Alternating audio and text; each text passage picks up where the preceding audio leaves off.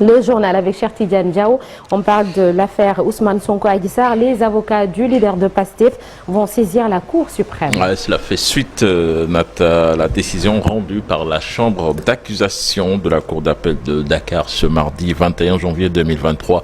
Une juridiction qui a déclaré irrecevable l'appel des conseillers du maire de Ziguinchor contre l'ordonnance de renvoi et de mise en accusation devant la chambre criminelle qui a indiqué qu'il n'y a pas lieu de saisir le Conseil constitutionnel de l'exception d'inconstitutionnalité de l'article 180 du Code de procédure pénale. Certainement, nous y reviendrons dans nos prochaines éditions. Et on en parle dans l'actu commenté de ce matin. Le chef de l'État qui réagit à la mort de 3 militaires sénégalais engagés au Mali. Ouais, c'était dans le cadre de la mission multidimensionnelle intégrée des Nations Unies pour la stabilisation du Mali, donc tué par un engin explosif improvisé à hauteur du village de Songobia, une explosion qui a enregistré également 5 blessés.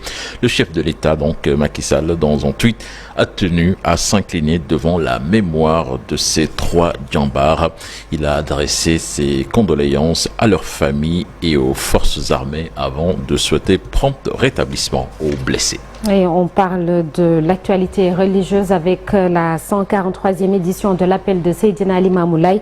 Le calife appelle à retourner vers Allah. Des sermons de haute facture qui ont touché tous les fidèles laïens. Ils estiment que la paix est primordiale dans un pays où il faut tout défaire pour la consolider.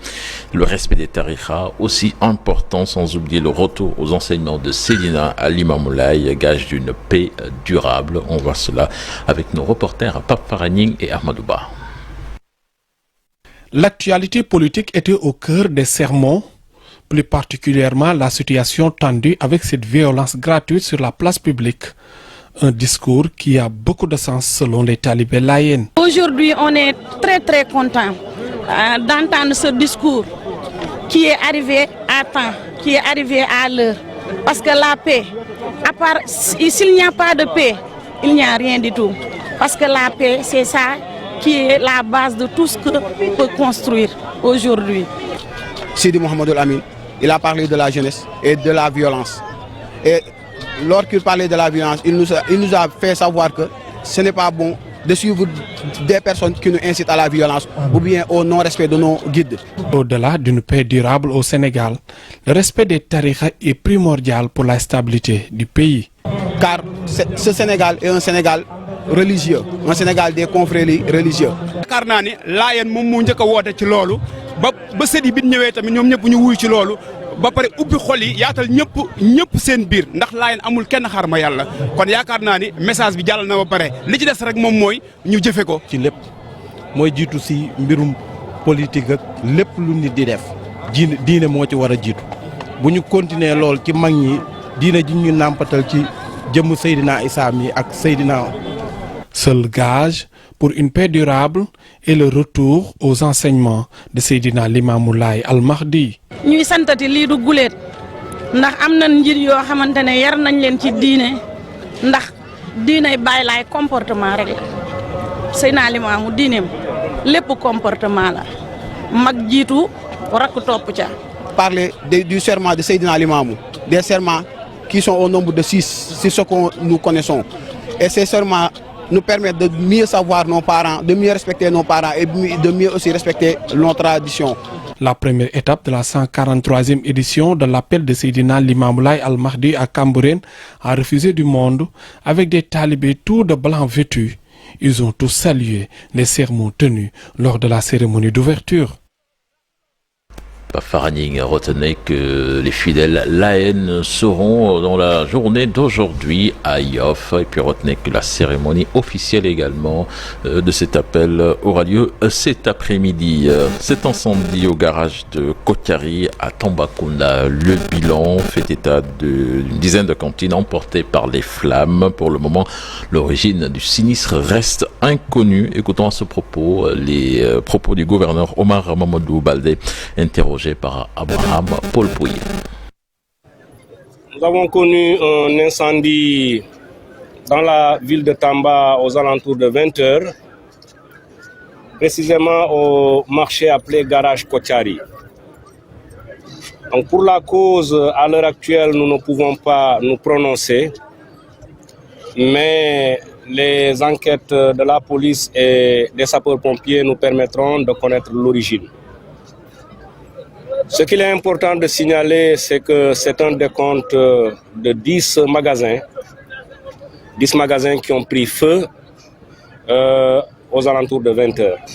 Comme vous l'avez constaté, et il faut s'en féliciter, il y a eu une réactivité des services de secours et du comité régional de sécurité. D'ailleurs, si le bilan se limite à une dizaine de magasins qui ont été consumés, c'est parce que les secours sont arrivés très vite. Au nom de l'État, de M. le Président de la République, au nom de M. le ministre de l'Intérieur et au nom de M. le ministre du Commerce, nous exprimons notre compassion aux sinistrés qui ont perdu des biens qui ont été consumés en quelques heures par le feu. Du séisme en Turquie, le khalife général des Mourides, Serigne Mountakha Mbacké, exprime sa solidarité au peuple turc par une contribution financière de 100 millions de francs CFA. Le représentant du khalife général des Mourides à Dakar, Mbacké Oufey, accompagné d'une délégation, était hier à l'ambassade de Turquie pour la symbolique remise de chèques. Nous écoutons là-dessus l'ambassadrice de Turquie au Sénégal et également Serigne Moustapha Mbacké, le chef de la délégation et ancien ambassadeur du Sénégal en Turquie, des propos recueillis par Alioune Diagne. Je vous prie de bien vouloir transmettre son message de condoléances ainsi que sa contribution aux autorités turques compétentes, notamment son président, le président Erdogan, président de la République turque, à qui il voue une grande estime. Il en parle très souvent d'ailleurs, quand on se voit, il parle très souvent du président Erdogan et de la Turquie. Et il commente très souvent l'actualité turque. Donc il suit vraiment bien ce qui se passe en Turquie avant même cet événement-là. Votre soutien est tellement précieux que c'est ça qui fait que moi je peux être debout aujourd'hui et que je suis là. Et votre visite, votre soutien, le soutien du vénéré Khalif, de vous tous, ça fait que je me dis, Nour, la Turquie est un pays qui a des amis. Et c'est ça qui va faire qu'on va pouvoir surmonter ces moments difficiles. Et qu'un jour, je sais, peut-être après un an, ça va prendre un peu de temps, ça va pas être facile, mais après un an, je sais qu'on va pouvoir rediscuter avec vous, pouvoir travailler, pouvoir parler de la coopération, de ce qu'on peut faire. Nous avons déjà d'excellentes relations, mais je sais qu'on va se relever et votre soutien nous est tellement cher. Donc, je vais transmettre le message. Ce sera un honneur pour moi de transmettre le message à notre président. Et puis pour terminer, Nata, le roi du Maroc attendu à Dakar ce mercredi après-midi. Mohamed VI sera en visite officielle pour une durée de 3 jours. Une occasion pour les deux pays de dynamiser davantage leur coopération et aussi raffermir la fraternité entre les deux peuples. Merci beaucoup, cher Tidiane Diaw. Et puis la visite officielle du roi Mohamed VI, ce sera donc l'occasion pour nous intéresser au poids du royaume chérifien dans l'économie du pays. Ce sera dans la rubrique Un jour une actu avec Marcel Farba Maroun. Et toujours dans la première partie de l'émission, le stade de Diamniadio, baptisé Maître Abdoulaye Wade, a été inauguré le 22 février 2022. Une cérémonie avec la présence de grandes personnalités étatiques et du monde du football. On s'en rappelle dans Un jour au Sénégal, Un jour dans le monde, et aujourd'hui à découvrir l'histoire et la géographie d'un des hauts lieux de la communauté layène. Tout de suite, l'actualité internationale.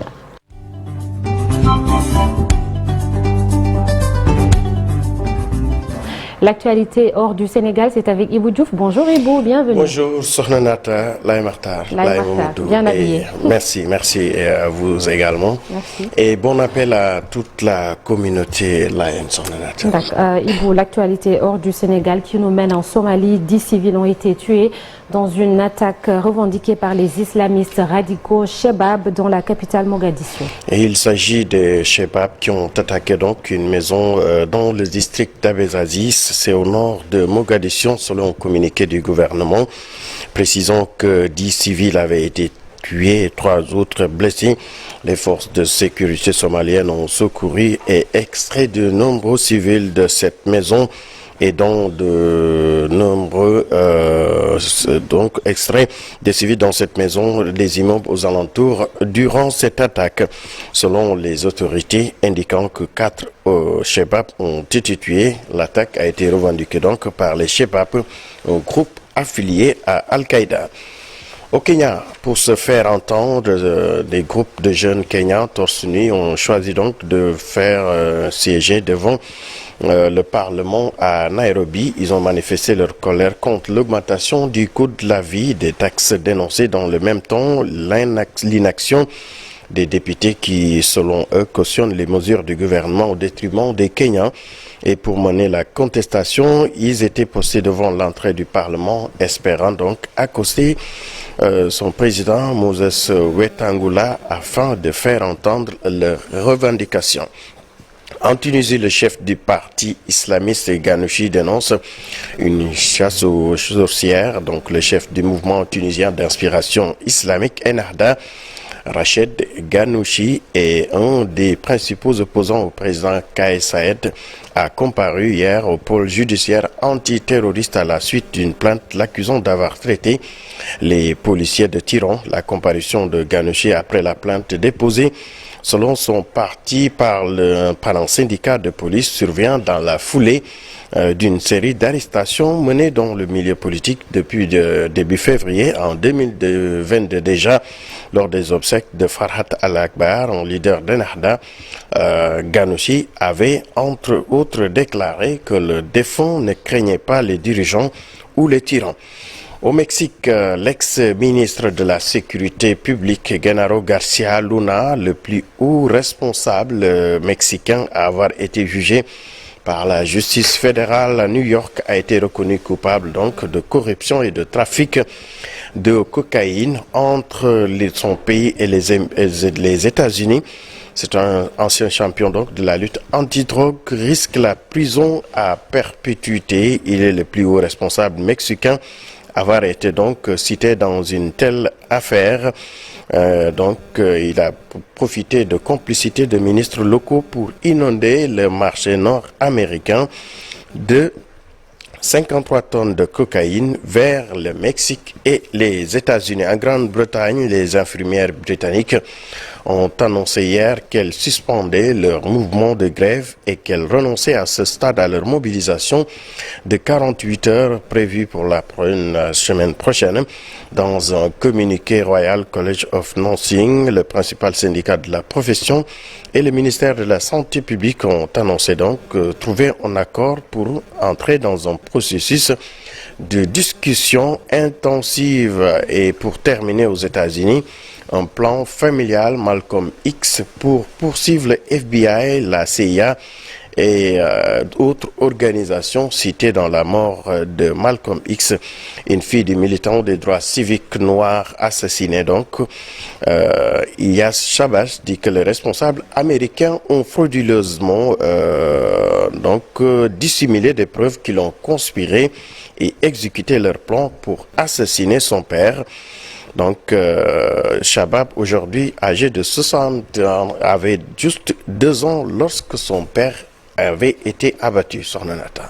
Merci Ibou Diouf. Rendez-vous tout à l'heure pour l'actualité internationale et ce sera sous forme de brève et en Wolof dans la seconde partie de l'émission. Le focus société à suivre, les branchements clandestins qui incendient les marchés. Ce sera avec Moussa Mané, on l'a vu récemment au marché Ocas.